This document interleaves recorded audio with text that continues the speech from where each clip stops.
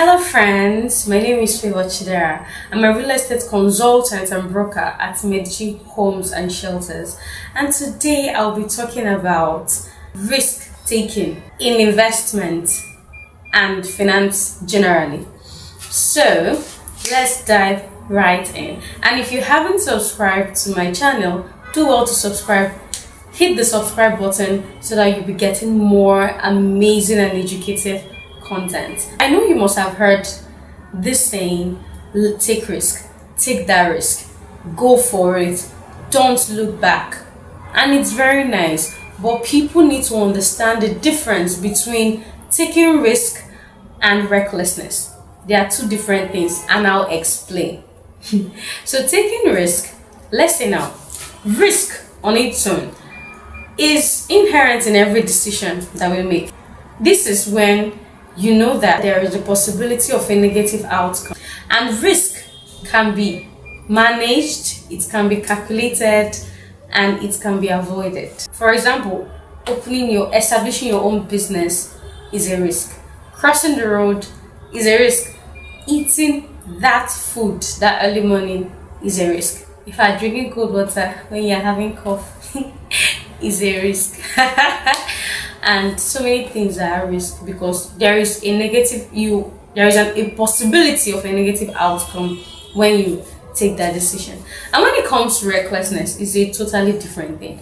Recklessness is when you have decided that you're seeing that negative, it is obvious that there is a negative outcome possibility, but you dive right in without making the proper verification, without asking questions, without understanding what could come out of it. Now, a risk taker can say, what could possibly go wrong? Is it worth it? What can I get from this? That is a risk taker. But then a reckless person can just say, might not even ask, or can ask and just wave off the answer recklessly and carelessly. So a reckless person takes decisions without making proper plans, without making proper investigation or understanding what he or she is doing before going ahead with the decision. But when it comes to real estate, this is the difference between risk and recklessness. When it comes to risk, just you now thinking about real estate, you're already thinking what could go wrong. Like, you're already thinking about the whole things that could go wrong. So if you're not even thinking about the ones that would get right, but you're thinking because of the kind of stories that you've heard about real estate companies and all that, and you're already thinking what could be the possibility of my money getting lost in this investment. You're already thinking about the risk, yes.